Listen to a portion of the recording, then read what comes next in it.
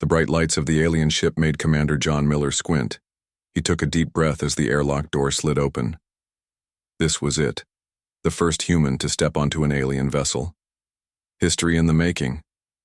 "Ready, sir?" asked Lieutenant Lisa Carter, adjusting her blue uniform. "As ready as I'll ever be," Miller replied, his voice steady despite his racing heart. The diplomatic team from the USS Voyager moved forward, 5 humans entering the unknown. Miller led the way, followed by Carter, Ambassador Kelly Jackson, Science Officer Alan Wright, and Security Officer Rick Grant. The alien corridor was taller and wider than human designs. The air smelled like cinnamon and soap. Strange symbols glowed on the pale green walls. 3 aliens waited for them. They stood about 5 feet tall with slim bodies, large eyes, and skin that shifted colors like an octopus. Their forearms moved in graceful patterns as they bowed. "Welcome to the harmonious unity," said the middle alien. Its voice came through the translator implants in the human's ears. "I am High Counselor Vextra of the Galactic Confederation." Jackson stepped forward. "Thank you for your welcome. We are honored to represent Earth and humanity." The aliens kept a careful distance. Miller noticed how they flinched when Grant shifted his weight. The security officer was the largest human in the group, tall and muscular. "Please follow us to the meeting chamber," Vextra said. "The council is eager to meet the representatives from—" The alien paused. "Earth." The way Vextra said Earth made it sound like a dangerous place. The humans followed their hosts through winding hallways. Other aliens stopped to stare at them. Some backed away. Some made quick gestures that the translators couldn't catch. "They seem afraid of us," Carter whispered to Miller. "Can't blame them," Miller replied quietly. "We're the unknown." The meeting chamber was a large round room with a table in the center. 20 alien representatives sat waiting. They all had different shapes and colors, but they shared one thing. They all watched the humans with wide, careful eyes. Jackson took her seat at the table. "On behalf of Earth, we thank you for this historic opportunity." A tall, blue alien with tentacles instead of arms spoke. "We have studied your planet. It is unusual. Your gravity is 2.3 times stronger than standard worlds. Your radiation levels are 4 times higher than safe limits. Your temperature range is extreme. Your atmospheric pressure would crush many species." Miller nodded. "Earth has shaped us to adapt." Another alien, small with feathers, added, "Your species has survived predators, disease, natural disasters.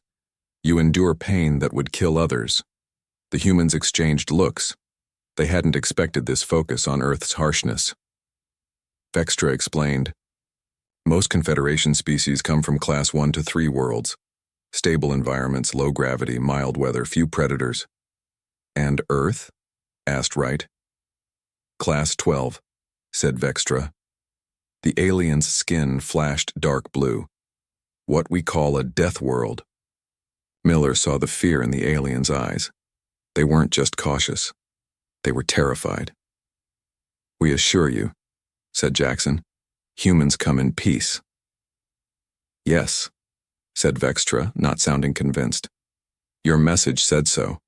But understand our caution. You are the first Deathworlders we have met who use technology instead of teeth and claws." Grant tensed at this, and 3 aliens moved back from the table. Carter leaned close to Miller. "Sir, I think our translator implants are picking up something. When they get scared, I feel nervous." Miller realized she was right. The implants weren't just translating words. They were picking up fear pheromones but interpreting them as diplomatic caution. The meeting continued for 3 hours. The aliens asked about Earth, human biology, and society. They seemed amazed humans could live peacefully with each other They walked back to their ship. Miller said to his team, "This is going to be harder than we thought. They see us as monsters from a nightmare world." "So, what do we do?" asked Grant. Miller looked back at the alien ship. "We show them we're more than what our planet made us. We show them what humanity really is."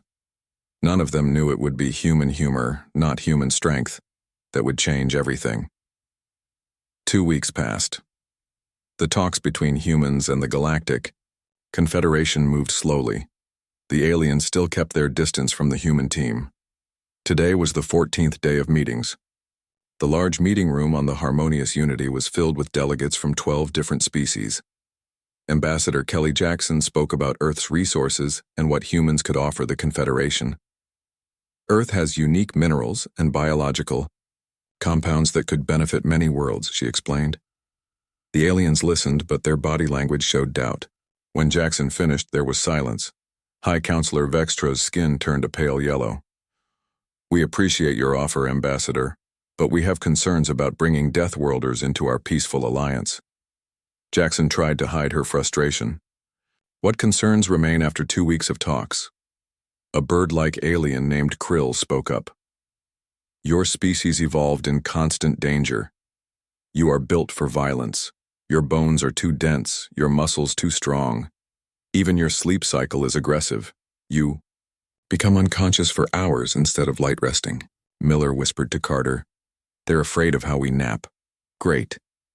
At the back of the room, Security Officer Rick Grant stood guard.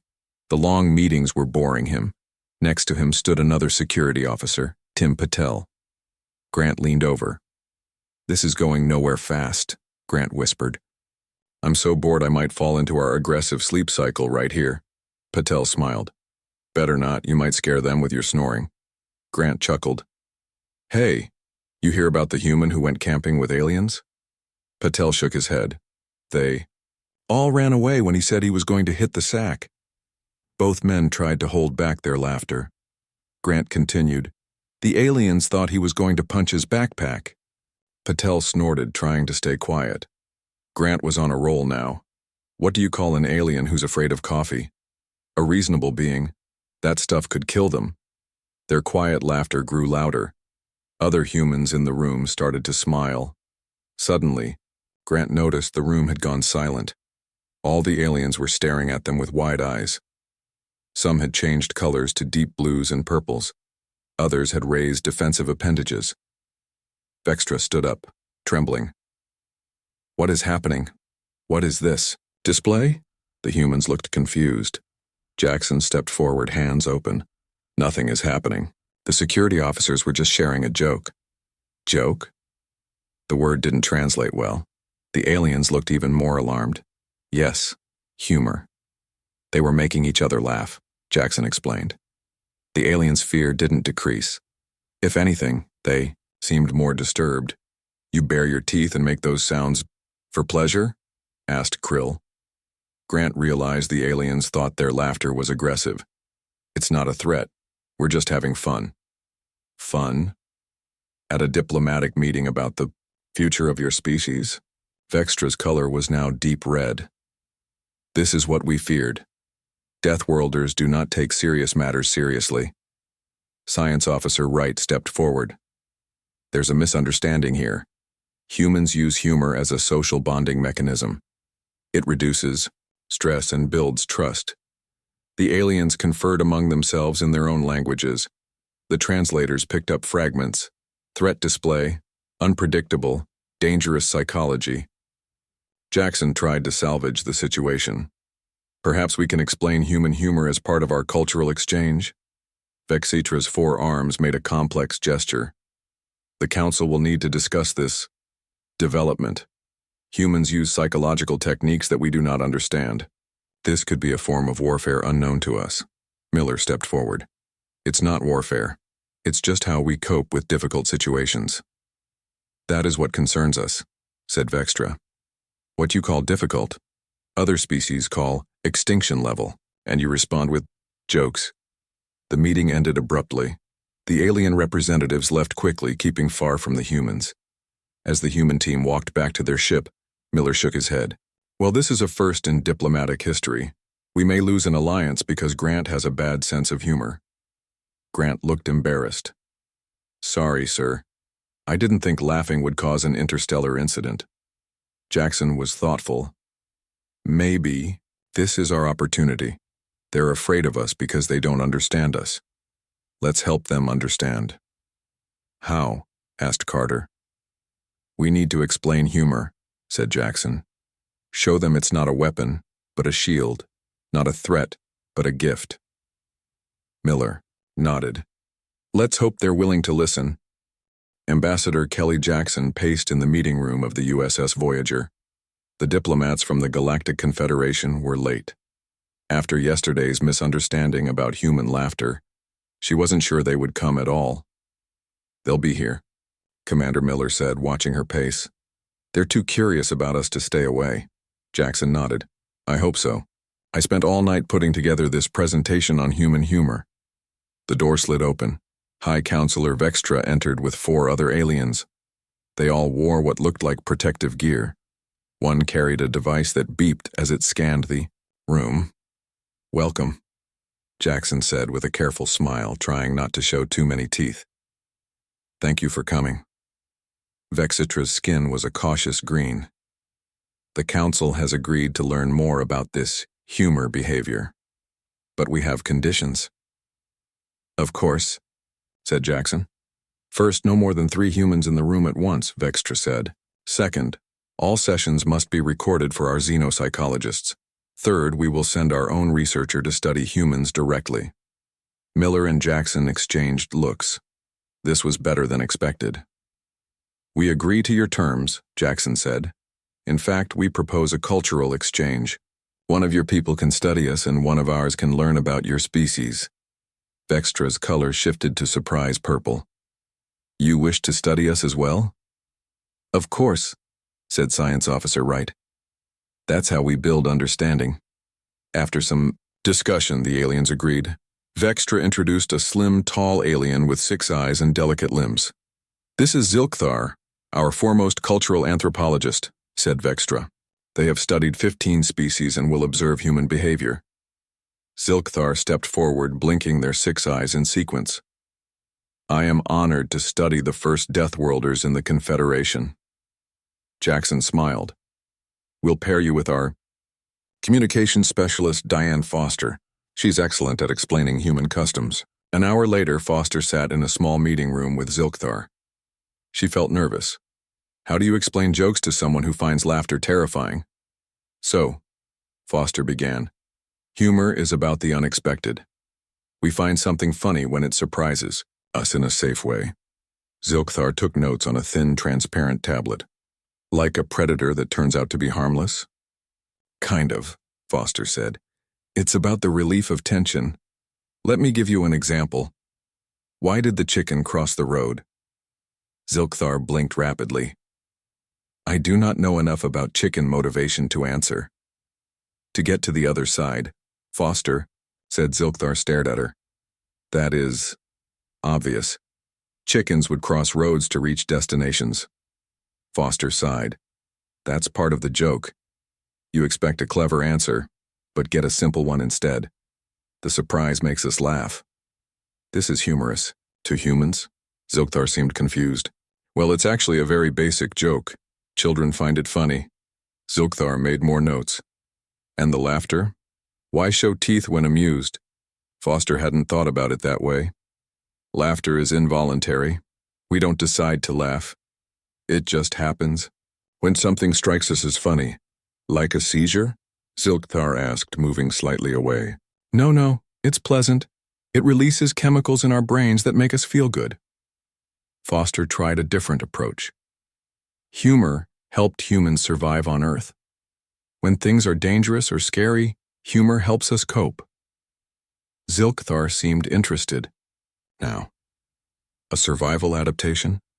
This matches our theory that Deathworld species develop unusual psychological traits. Foster smiled. Let me show you different types of humor. We have wordplay, physical comedy, dark humor. Suddenly, alarms blared through the ship. Red lights flashed in the corridors. What is happening? Zilkthar asked, 6 eyes wide with fear. Foster checked her communicator. There's a problem on your ship, something about a reactor malfunction. Zilkthar's color drained to pale white. The primary reactor? This is very bad. If it destabilizes, our engineers can help, Foster said, standing up. Let's go.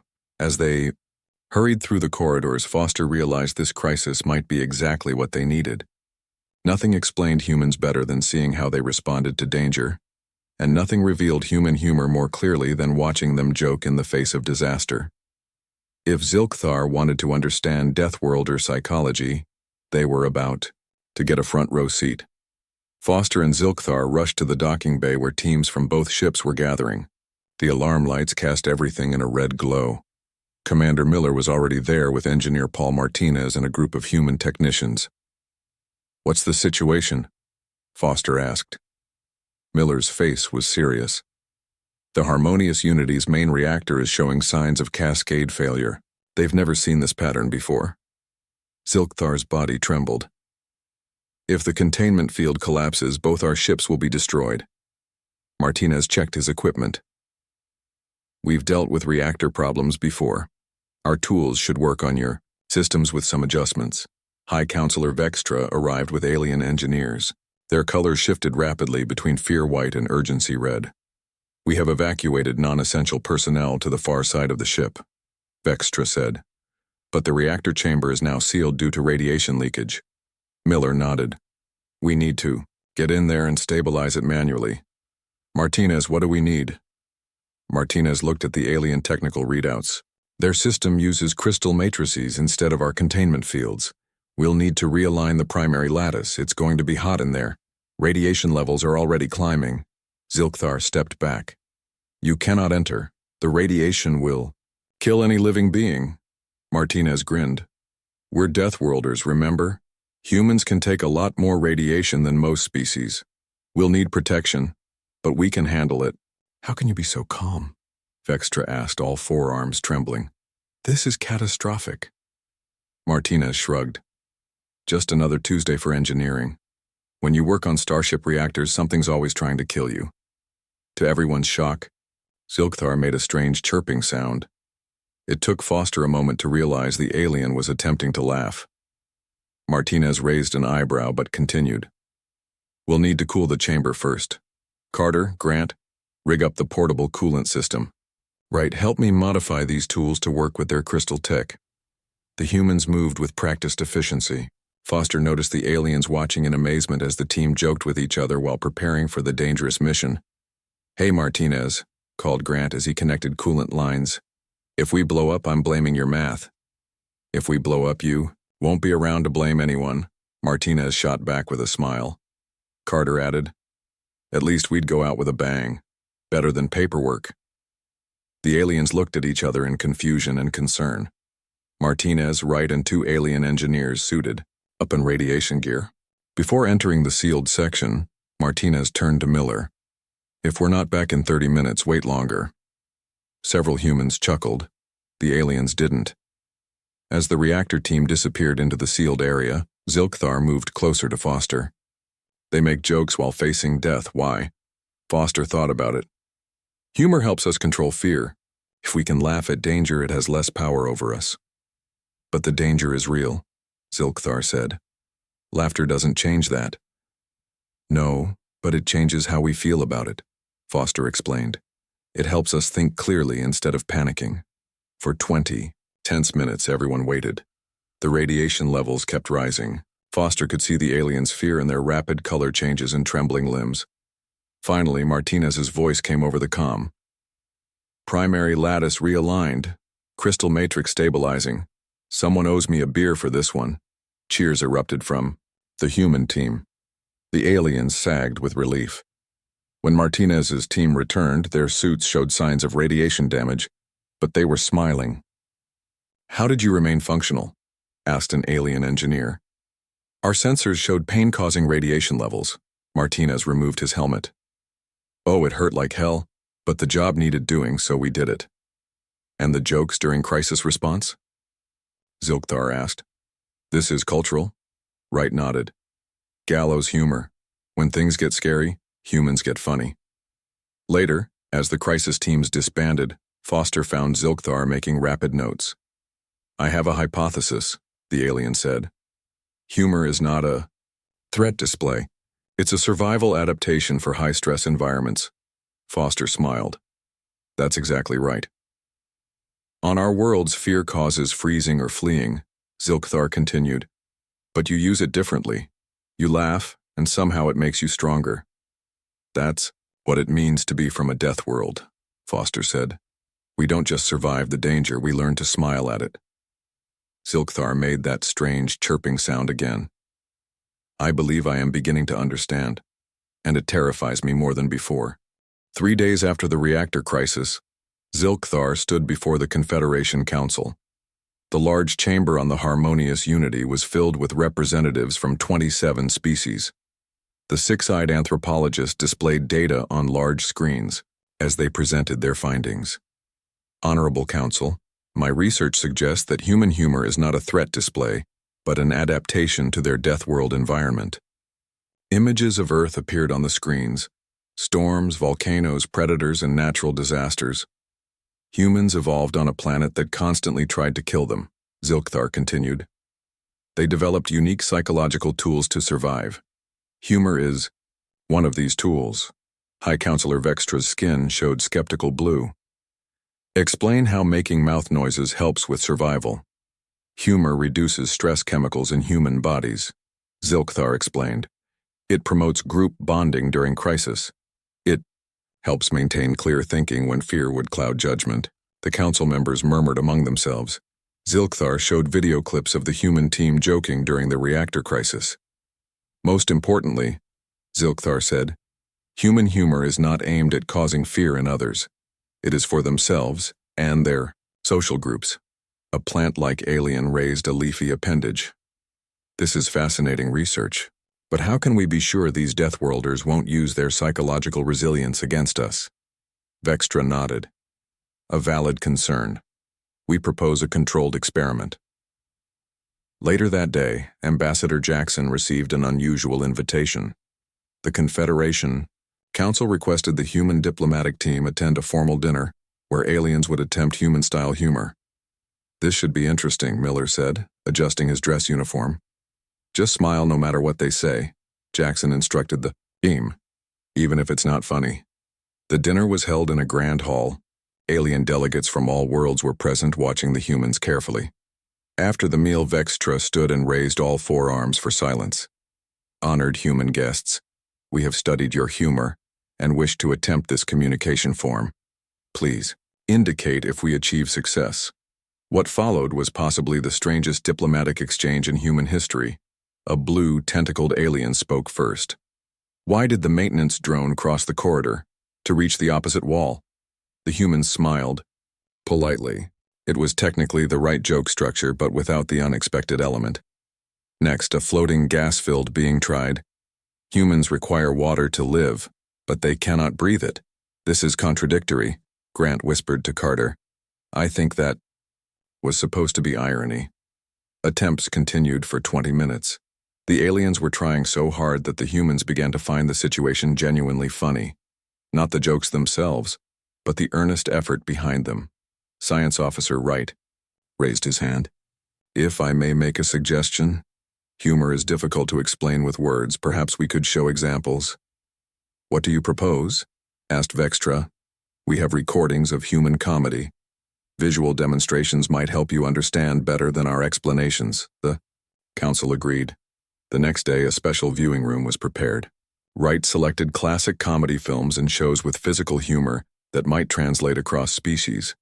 As aliens watched humans slipping on banana peels and walking into doors, they were initially horrified. They find injury amusing? Asked Krill, the bird-like alien. Not real injury, explained Foster. The actors are pretending. The humor comes from the surprise and the fact that no one is actually hurt. Gradually, some aliens began to understand. A few even made those strange chirping sounds that passed for alien laughter. Then came an unexpected breakthrough. During a break, an alien diplomat slipped on the smooth floor and fell. The humans immediately rushed to help, asking if they were okay. You did not laugh, the confused alien said as they helped him up. But this was like your comedy recordings. Foster smiled. We don't laugh at actual pain. We laugh at pretend pain or shared experiences. If someone really gets hurt, we help them. This moment changed everything. The aliens finally understood that human humor wasn't about cruelty. It was about shared relief. about making the scary world less frightening. As the cultural exchange continued, Zilkthar pulled Foster aside. I am beginning to understand what makes humans special. You don't just endure your death world, you find joy in surviving it together. Foster nodded. That's exactly it. On a world that wants to kill you, learning to laugh is the greatest victory. The next morning, Zilkthar called an emergency meeting with the Confederation Council. The tall aliens' 6 eyes blinked with excitement as they projected their latest findings. Council members, I have made a critical discovery about human humor, Zilkthar announced. They do not laugh at genuine pain or suffering, they laugh at shared relief. The alien scientists and diplomats leaned forward with interest. When a human falls but is unhurt, other humans laugh, not from cruelty but from relief. The laughter says, "We survived. The danger passed." Vextra's skin showed curious purple. This matches other observations. Explain more. Zilkthar displayed brain scans of humans during laughter. When humans laugh, their brains release chemicals that reduce fear and build social bonds. Humor evolved as a survival mechanism on their death world. A team of Confederation xenopsychologists presented next. Their lead researcher, a crystal-based being named Quartz, floated forward. Our theory, humor is not unique to humans, but their version is highly developed because of Earth's dangers. Where most species evolved to flee from threats, humans evolved to process and diffuse them through social mechanisms. Ambassador Jackson nodded. That's true. Humans use humor to deal with everything from small daily problems to life-threatening situations. The council members discussed this revelation among themselves. Finally, Vextra spoke. We no longer see human humor as threatening. Instead, we now understand it as a remarkable adaptation. It explains how your species survived on such a hostile world. Medical Officer Nancy Chen stepped forward with her own presentation.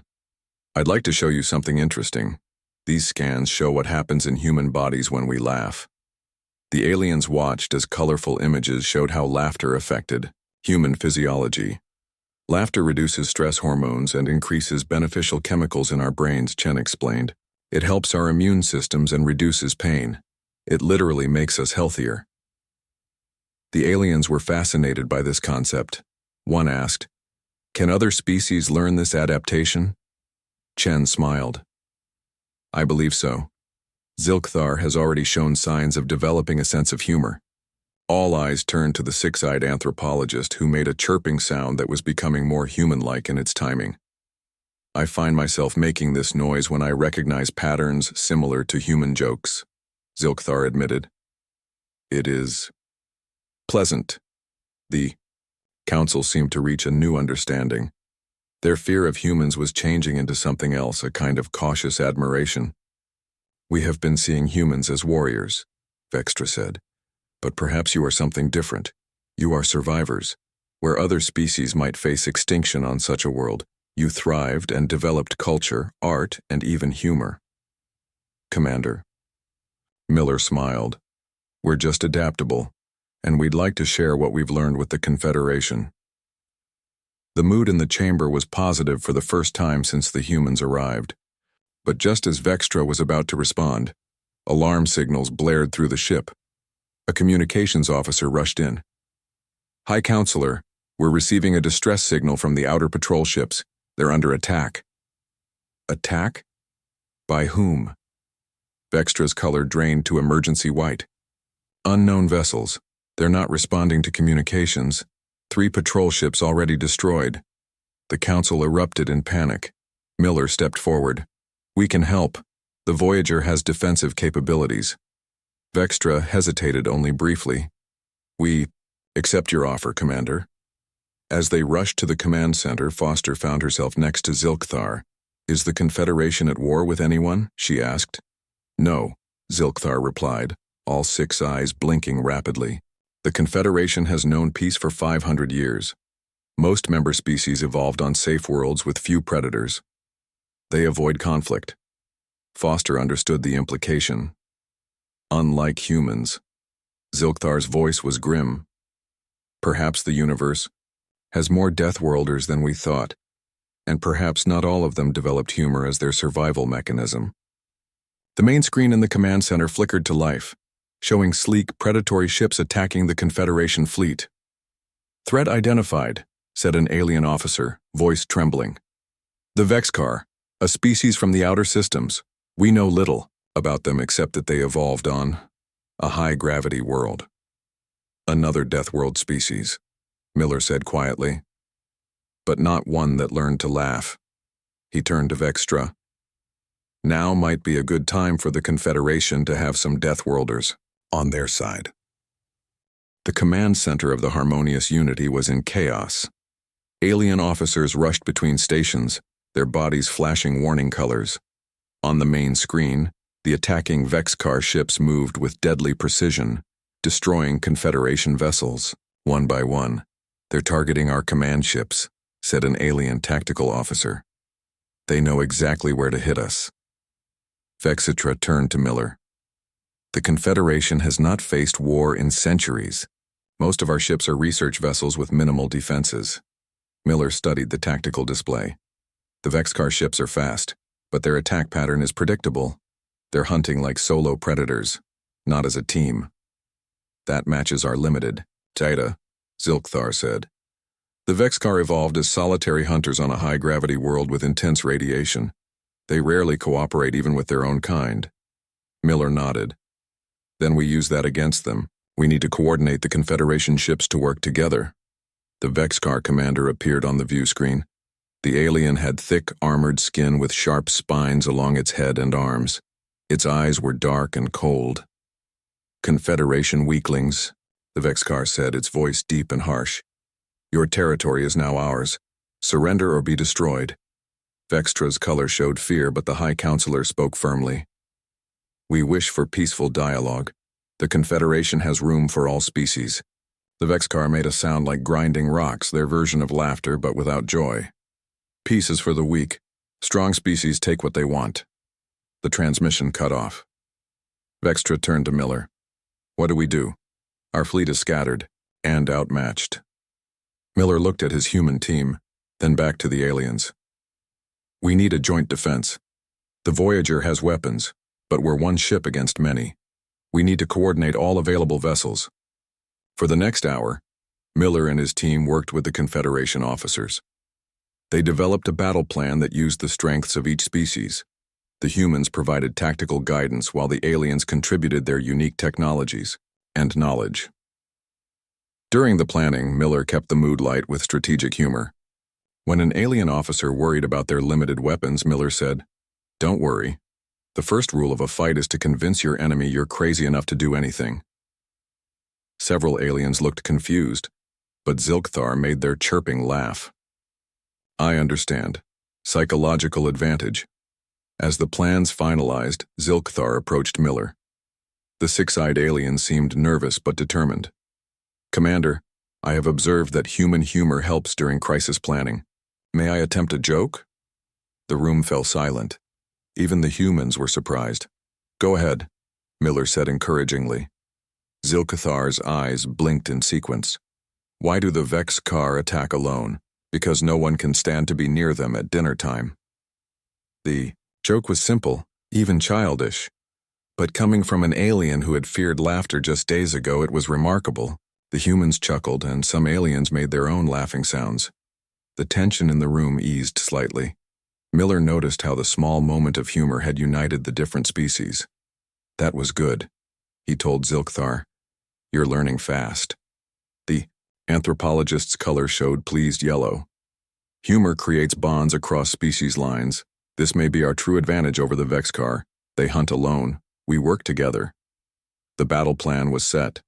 The Confederation fleet would appear to scatter, in panic playing into the Vexcar's expectations. But this would actually lure the predatory ships into a carefully laid trap. Just before the operation began, Miller addressed the combined human-alien team. "The Vexcar think they're the only Deathworlders here, the only species tough enough to fight. They're wrong. Humans come from a world that tried to kill us every day, but we didn't just survive. We learned to laugh in the face of danger." He looked at the alien officers. And now we've shared that gift with you. The Vexcar fight alone, driven by fear and aggression. We fight together, strengthened by understanding and even humor. Vextra stepped forward. The Confederation has always valued peace. But today, we will show that understanding other species is not weakness, it is our greatest strength. As the ships moved into position, Foster found herself next to Zilkthar in the auxiliary control room. "Are you afraid?" she asked the alien. "Yes," Zilkthar admitted. "But I remember what humans do with fear. You transform it," Foster smiled. "Exactly. And that's something the Vexcar never learned to do." The first wave of Confederation ships moved into position, beginning the most unusual battle strategy in galactic history, one based not just on weapons but on the power of cooperation and the unexpected advantage of Deathworld humor. The battle against the Vexcar lasted 14 hours. By the end, everyone was exhausted but triumphant. The combined human Confederation forces had surprised the predatory aliens with unexpected tactics. Instead of running away as predicted, the Confederation ships had used the Vexcar's solitary hunting style against them. They lured the attackers into traps, separated them from each other, and picked them off one by one.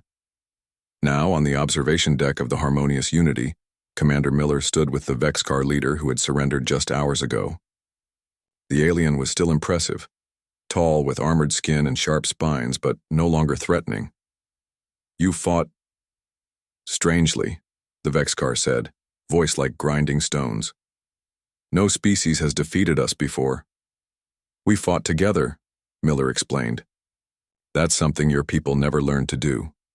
High Counselor Vextra joined them, color showing victory gold. "The Confederation welcomes all species, even former enemies. Will your people consider peaceful relations?" The Vexcar was silent. For a long moment. "Perhaps. We have much to learn about your cooperation." As the Vexcar was escorted away, Miller turned to Vextra. Both leaders looked out at the stars, exhausted but relieved.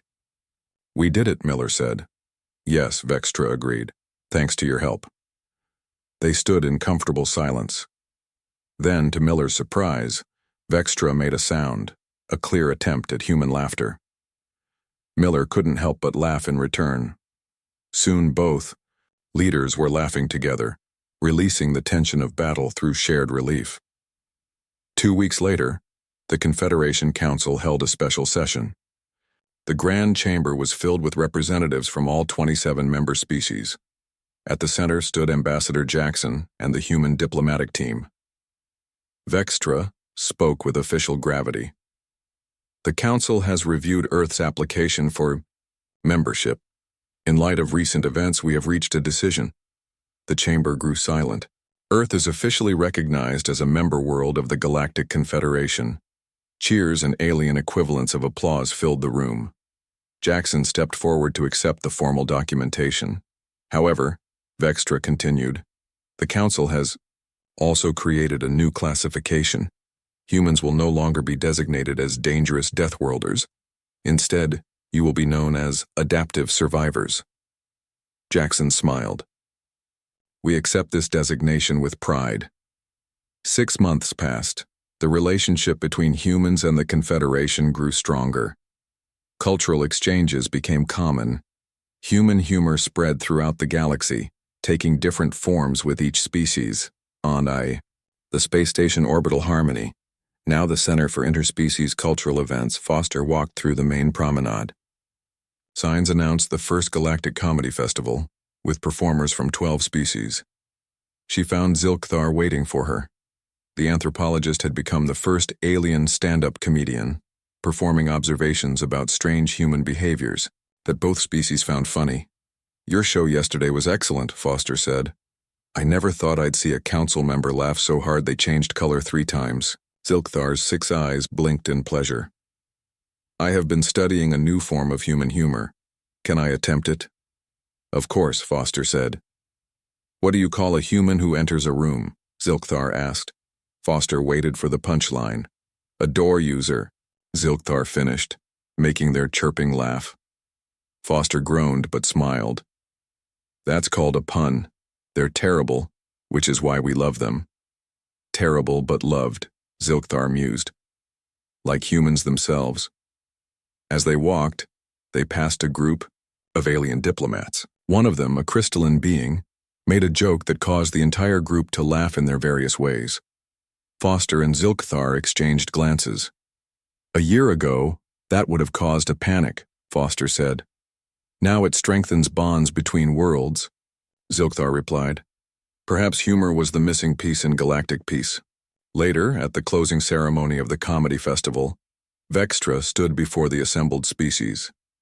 The High Counselor had changed over the months, more relaxed, more understanding of other ways of thinking. We once feared human Deathworlders and their strange behaviors, Vextra said. We thought their laughter was a threat. We were wrong. In learning to understand their humor, we've learned a greater truth, that different evolutionary paths can lead to the same destination: cooperation, understanding, and peace. In the audience, Miller leaned toward Foster. Not bad for a diplomatic mission that nearly failed because Grant told a bad joke. Foster smiled. It turns out laughter truly is universal, even if it takes aliens a while to get the joke. As the HFY ceremony ended, Foster watched species that once feared each other now sharing stories and even jokes.